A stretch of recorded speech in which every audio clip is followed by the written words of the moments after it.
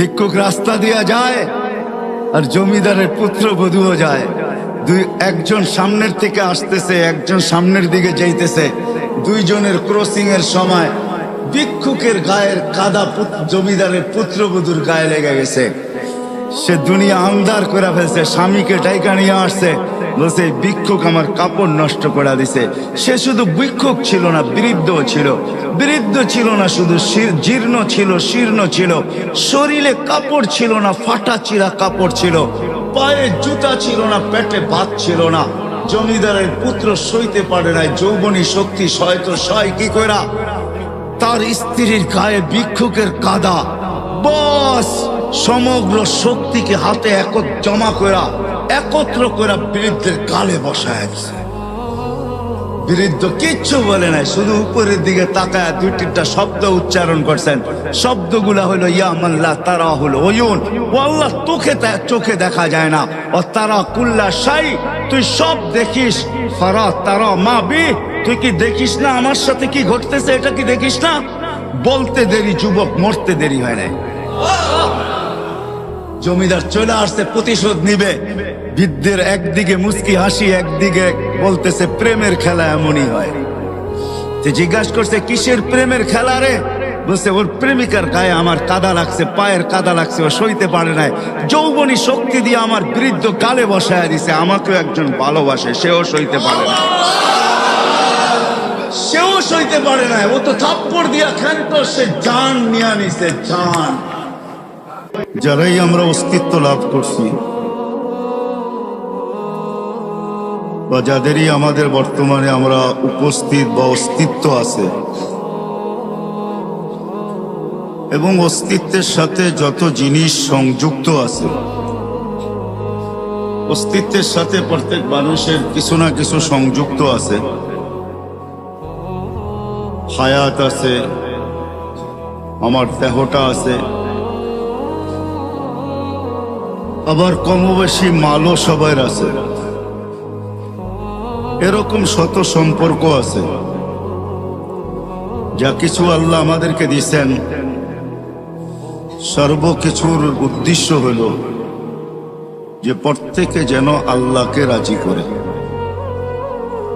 আমার কথা কিন্তু এরকমই হবে, সুর আমার কাছে নাই, কোত্থেকে দিব আপনাকে? কথা কাটা কাটাই হবে, আস্তে আস্তে ভলিউম বাড়বে। মাইকের ভলিউম বাড়লেই তো হলো না, আমারও তো ভলিউম বাড়তে হবে। আপনি মাইকের ভলিউম বাড়ায় দিলেন, আমার ভলিউম বাড়লো না, তাহলে তো আর আওয়াজ বাহির হবে না, ঠিক না? আর আমার ভলিউম যখন বাড়বে, তখন মাইকের ভলিউম কম থাকলেও আওয়াজটা শোনা যাবে। এই জন্য একটু অপেক্ষা করেন। কেননা এমন না যে আমরা আসছি আমাদের চির দুশ্মন, উনি বাহিরে ঘুরতে গেছে, এমন না। উনিও কিন্তু আমাদের সাথেই আসছে, কেননা উনি জানে যতটুকুই মজমা, আওয়াজ যতটুকুই যায়, কারো দিলে যদি কথাগুলা লেগে গেল, আর সে যদি কালকে সকাল থেকে আমাকে বিদায় দিল, তাহলে ক্ষতি তার বিরাট বড় হয়ে যাবে। এই জন্য সে আমাদের সাথেই আসছে। শুধু সে আসে নাই, আরেকজনকে সাথে নিয়ে আসছে, যেটা সদা সর্বদা আমরা ভিতরেই বহন করে রাখি। আমাদের মনটা আমাদের ভিতরেই আছে, না মনই শয়তানকে শয়তান তৈরি করছে। শয়তানের কোনো পিশাব ছিল না, সে কারো মুরিদ ছিল না যে পিশাব মারা গেছে তাকে খেলাফত দেয়া দিছে আর সে কিয়ামত পর্যন্ত এটাকে পরিচালনা করবে, সে দরবার খুলা দিছে, এমন না। তার মনই তাকে বিরোধিতা করা, তার মনই তাকে গুমরা করছে। ঠিক আমাদের ভিতরে কিন্তু আমাদের একটা মনও আছে, যেটা শয়তানকে পদভ্রষ্ট করছে। শয়তানের মনই শয়তানকে ধোঁকা দিছে, এই কথা বুঝাইছে যে তুই তো উত্তম, মাটিকে জ্বালায়া ইটো বানাস, আবার সবকিছুকে জ্বালায়া তুই ছাইতে রূপান্তরিত করিস। তুই আগুনের তৈরি, মাটিটাকে সেজদা করবি তো করবি কেন? তার বুঝে আসছে, যুক্তি দিয়া তাকে বুঝাইছে, যেরকম আমরা এখন যুক্তি তর্ক দিয়া বুঝি। সবাই মনে মনে ভাবে, কথাগুলা শুনি, ভালো লাগার পরেও অনেকজনে এই কথাই বলবে যে আমাদের বিবেক বুদ্ধি বিদ্যা কি কম আছে নাকি? আমরা জেনারেল শিক্ষায় শিক্ষিত, আর হুজুররা হলো ধর্মীয় শিক্ষায় শিক্ষিত। অথচ সে কোনোদিন তাকায় দেখে নাই যে ডিকশনারিতে জেনারেলের অর্থটা কি লেখা আছে। ডিকশনারিতে জেনারেলের অর্থ লেখা আছে সাধারণ শিক্ষা। সাধারণ জিনিস নিয়ে যে গৌরব করা যায় না, এটা আমাদের মাথায় নাই। বিদায় আমরা বইলা বেড়াই আমরা কি শিক্ষিত কম নাকি? বরিশালের থাকলে তো বইলেই বসবে, মুই কি কম বুঝি, মোরে বুঝাইতে হইবে। তো বিদায় যুক্তি তর্ক দিয়া শয়তান বুঝাইছে, মন বুঝাইছে শয়তানকে যে তুই উত্তম। এই জন্য সে সৃষ্টি যদিও আল্লাহর পাওয়ার সম্বন্ধে আমাদের চেয়ে শয়তান 1000 কোটি গুণ বেশি জানে। কেন সে দীর্ঘ একটা সময় আরশের নিচে ছিল, 30,000 বৎসর টানা আরশের নিচে ছিল। সে শুধু আরশের তওয়াফ করছে, বিদায় তার অভিজ্ঞতা জ্ঞান অনেক বেশি। কিন্তু সে মনের কাছে মার খেয়ে গেছে, বিদায় ওই শয়তানও আমাদের সাথে আসছে। মন তো আছেই আছে। এই জন্য আল্লাহ রসুল কোন পর্বে বলছিলেন যে তুমি যদি মনের উপরে 1 পা দিতে পারো, তাইলে আরেক পা তোমার আমি জান্নাতে দেওয়ায় দিব। যদি মনের উপরে 1 পা দিতে পারো, তাহলে আরেক পা তোমার জান্নাতে হবে। কিন্তু এটা পারাটা বড় কঠিন, পারাটা বড় কঠিন, এত সহজ না। এই জন্যই হাদিসে শব্দ আছে, আলা ইন্না নারা সাহালুন, জাহান্নামে যাওয়া অনেক সহজ, জান্নাতে যাওয়া এত সহজ না। আলা ইন্নাল জান্নাতা হাসানুন বিরবওয়া, জান্নাত বড় উঁচা, বড় চূড়ায় চড়তে হবে, চড়তে চড়তে চূড়ায় পৌঁছতে হবে, তারপরে জান্নাত মিলবে। আর বলছে জাহান্নাম সহজ, আলা ইন্নান নারা সাহলুন, জাহান্নাম সহজ। আলা ইন্নান নারা সাহলুন, জাহান্নাম বড় সহজ। বিশাহওয়া, শুধু মনের ঘোড়ার উপরে বসা যাও, মনের ঘোড়া তোমাকে জাহান্নামে ঢুকায় তারপরে ফিরে আসবে, এর আগে ফিরবে না। তোমাকে কিচ্ছু করতে হবে না। বিদায় ধৈর্য সহকারে ধ্যান দিয়া শুনবো, তাইলে কথাগুলো বুঝে আসবে। আর যদি আজকে বুঝে আসে, তাহলে করা সহজ হবে। এটাই আমার আলোচ্য বিষয়ের প্রথম হেডলাইন ছিল, এটাই যে আল্লাহ আমাদেরকে যা কিছু দিছেন, অস্তিত্ব বলেন, যার কাছে যা আছে, যুবকের কাছে যৌবন আছে, তো এটা আল্লাহকে পাওয়ার জন্য। আমি এক একটার উদাহরণ কোটেশন দিব, উদাহরণ দিব। যুবককে যৌবন দিছেন আল্লাহ পাওয়ার জন্য। যদি আল্লাহ পাওয়ার জন্য যৌবন না দিতেন, তাহলে আল্লাহ এতগুলা পুরস্কার কোনোদিন ঘোষণা করতেন না। আল্লাহ যুবককে আগেই শোনায়া দিয়েছেন, তোমার যৌবন আমাকে পাওয়ার জন্য।